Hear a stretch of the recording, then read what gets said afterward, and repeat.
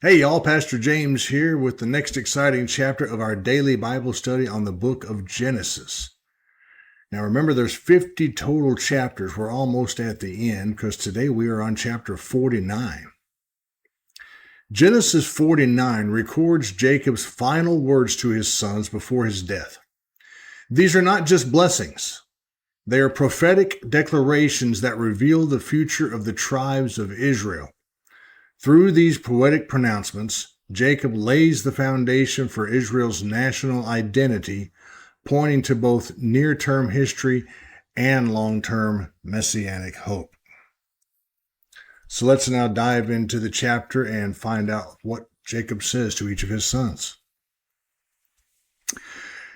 And Jacob called his sons and said, "Gather together that I may tell you what shall befall you in the last days. Gather together and hear, you sons of Jacob, and listen to Israel your father. Reuben, you are my firstborn, my might and the beginning of my strength, the excellency of dignity and the excellency of power.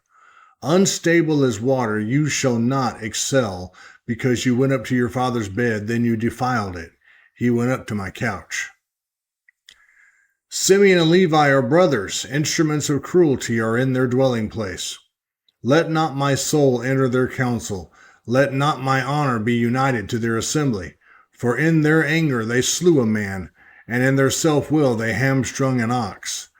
Cursed be their anger, for it is fierce, and their wrath, for it is cruel. I will divide them in Jacob and scatter them in Israel. Judah, you are he whom your brothers shall praise. Your hand shall be on the neck of your enemies. Your father's children shall bow down before you. Judah is a lion's whelp. From the prey, my son, you have gone up. He bows down, he lies down as a lion, and as a lion, who shall rouse him? The scepter shall not depart from Judah, nor a lawgiver from between his feet, until Shiloh comes. And to him shall be the obedience of the people, binding his donkey to the vine, and his donkey's colt to the choice vine. He washed his garments in wine, and his clothes in the blood of grapes. His eyes are darker than wine, and his teeth whiter than milk. Zebulun shall dwell by the haven of the sea. He shall become a haven for ships, and his borders shall adjoin Sidon. Issachar is a strong donkey, lying down between two burdens. He saw that rest was good, and that the land was pleasant. He bowed his shoulder to bear a burden, and became a band of slaves. Dan shall judge his people as one of the tribes of Israel. Dan shall be a serpent by the way, a viper by the path, that bites the horse's heel so that its rider shall fall backward. I have waited for your salvation, O Lord. Gad, a troop shall tramp upon him, but he shall triumph at last. Bread from Asher shall be rich, and he shall yield royal dainties. Naphtali is a deer let loose. He uses beautiful words. Joseph is a fruitful bough by a well. His branches run over the wall. The archers have bitterly grieved him, shot at him, and hated him. But his bow remained in strength, and the arms of his hands were made strong by the hands of the mighty God of Jacob. From there is the shepherd, the stone of Israel. By the God of your father who will help you, and by the Almighty who will bless you with blessings of heaven above, blessings of the deep that lies beneath, blessings of the breasts and of the womb. The blessings of your father have excelled the blessings of my ancestors, up to the utmost bound of the everlasting hills. They shall be on the head of Joseph, and on the crown of the head of him who was separate from his brothers. Benjamin is a ravenous wolf. In the morning he shall devour the prey, and at night he shall divide the spoil. All these are the 12 tribes of Israel, and this is what their father spoke to them. And he blessed them. He blessed each one according to his own blessing. Then he charged them and said to them, I am to be gathered to my people. Bury me with my fathers in the cave that is in the field of Ephron the Hittite, in the cave that is in the field of Machpelah, which is before Mamre in the land of Canaan, which Abraham bought with the field of Ephron the Hittite as a possession for a burial place. There they buried Abraham and Sarah his wife. There they buried Isaac and Rebekah his wife, and there I buried Leah. The field and the cave that is there were purchased from the sons of Heth.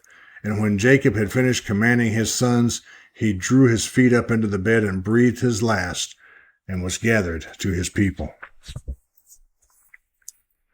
Now let's look at the key themes in the chapter as we go through each of these blessings. The first key theme is gathering of the sons. Jacob summons all 12 sons and tells them what will happen in the last days. This indicates that his words are prophetic, revealing destinies that stretch beyond their lifetimes. Key theme number 2 is Reuben, loss through instability. Though the firstborn, Reuben forfeits his preeminence due to defiling his father's bed. If you remember back in chapter 35, he sleeps with Bilhah, who was Rachel's servant, that Rachel gave to Jacob as a surrogate because Rachel was barren and could not have children, and Bilhah became the mother of Dan and Naphtali, who are Reuben's half-brothers. So his moral failure results in diminished standing among the tribes. Our third key theme is Simeon and Levi, judgment for violence. Their anger and violent actions at Shechem are condemned. Let's go back one more chapter to chapter 34. If you remember that the prince of Shechem violated their sister Dinah. So in response to that, they went in and killed all the men of Shechem and destroyed the city. So Jacob declares they will be scattered in Israel, a prophecy fulfilled as Simeon's territory is absorbed and Levi becomes dispersed as the priestly tribe. Our fourth key theme is Judah, the line of kings. Judah receives the longest and most exalted blessing. Jacob praises his strength, leadership, and victory over enemies. The key prophecy, the scepter shall not depart from Judah until Shiloh comes. This points to the royal line culminating in the Messiah, Jesus Christ. Judah's line will carry spiritual and political authority.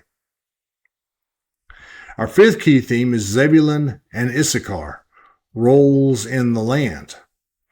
Zebulun is said to dwell by the sea and engage in commerce.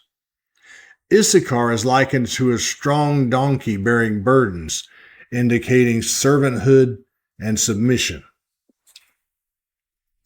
Our sixth key theme is Dan, justice and serpent imagery. Dan will judge his people, but is also compared to a serpent. This cryptic description reflects both potential and danger. Jacob interjects a cry, "I have waited for your salvation, O Lord." And our seventh key theme is Gad, Asher, and Naphtali, mixed blessings. Gad will be attacked, but prevail. Asher will enjoy rich food and prosperity. Naphtali is described poetically as a deer bringing beautiful words, possibly alluding to future eloquent leaders. Our eighth key theme is Joseph, fruitfulness and favor. Joseph receives a highly favorable and extended blessing. He is called a fruitful bough by a well, symbolizing abundance and divine favor. Jacob attributes his strength to the mighty God of Jacob, the shepherd, and the stone of Israel. Joseph is blessed above all, pointing to his preeminence above the tribes. Our ninth key theme is Benjamin, warrior spirit. Benjamin is described as a ravenous wolf, devouring prey and dividing spoil. This reflects the tribe's future character, especially as seen in Judges and through Saul. Our 10th key theme is unity and identity of Israel.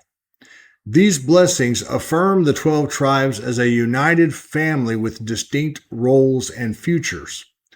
Jacob's words reveal the divine shaping of Israel's national destiny.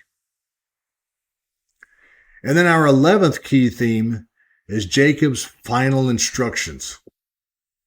Jacob reiterates his wish to be buried with his fathers in the cave of Machpelah. He recalls the burial of Abraham, Sarah, Isaac, Rebekah, and Leah, reaffirming his place in the covenant line. After giving his final commands, Jacob draws his feet into the bed and dies, gathered to his people. Well, that's all of chapter 49, the next to last chapter in the whole book of Genesis. I hope you liked it.